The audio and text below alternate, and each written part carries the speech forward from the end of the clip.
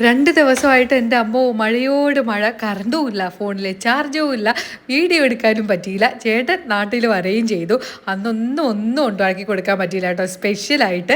അപ്പോൾ ചേട്ടന് ഏറ്റവും കൂടുതൽ ഇഷ്ടം ബീഫിനോടാണ്, ചിക്കൻ കഴിക്കുന്നതിനേക്കാളും. അപ്പോൾ ചിക്കന് നമ്മൾ അവിടെ വെച്ച് കഴിച്ച് നമുക്ക് ഭയങ്കര താല്പര്യമൊന്നുമില്ല കഴിക്കാനായിട്ട്. നാട്ടിൽ വന്ന മീനോ ബീഫോ ഇങ്ങനെ എന്തെങ്കിലുമൊക്കെ കൂടുതൽ കഴിക്കാനാണ് ഇഷ്ടം. സത്യം പറഞ്ഞാൽ ഞാൻ ഈ ബീഫ് കഴിച്ചു തുടങ്ങിയത് ചേട്ടൻ്റെ കൂടെ വന്നിട്ടാണ്. വീട്ടിലാണെങ്കിൽ അമ്മ കഴിക്കുകയില്ല, ഉണ്ടാക്കുകയില്ല കേട്ടോ.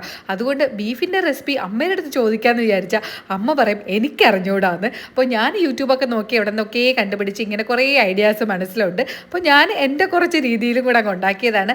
ചില ആൾക്കാർ തേങ്ങാക്കൊത്തൊക്കെ ഇട്ട് വരട്ടി എടുക്കാറുണ്ട്. അങ്ങനെ ഞാൻ ഒരു പ്രാവശ്യം ഉണ്ടാക്കിയിട്ടുണ്ട്, നല്ല ടേസ്റ്റ് ആയിരുന്നു കേട്ടോ. ഇതിപ്പോൾ കപ്പ ആയതുകൊണ്ട് നമ്മളങ്ങനെ വരട്ടിയെടുത്താൽ കപ്പയുടെ കൂടെ കഴിക്കാൻ അത്ര ഒരു ടേസ്റ്റ് കാണില്ല.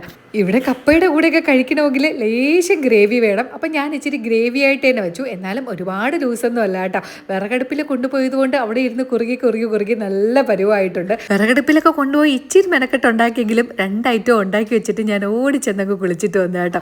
വാഴയില ചേട്ടൻ്റെ അച്ഛൻ വിളയെന്ന് വരുന്ന സമയത്ത് ഞാൻ വിളിച്ച് പറയും ഇന്ന് വരുമ്പോൾ 2-3 വാഴയില കൊണ്ടുവരുന്നതെന്ന്. അങ്ങനെ കൊണ്ടുവരുന്നതാണ്. അങ്ങനെ ചൂട് കപ്പയും അതിൻ്റെ പുറത്തോട്ട് നല്ല ചൂട് ബീഫ് കറിയൊക്കെ കോരി ഒഴിച്ചൊക്കെ കഴിക്കണം. എൻ്റെ അമ്മയെ അതൊരു ഒന്നൊന്നര ടേസ്റ്റാണ്. രാത്രി എങ്ങാനും ഈ ബീഫ് കറി ബാക്കി വന്നാൽ ചേട്ടനെ കൊണ്ട് കുറച്ച് പൊറോട്ടയും കൂടെ വാങ്ങിപ്പിക്കാം.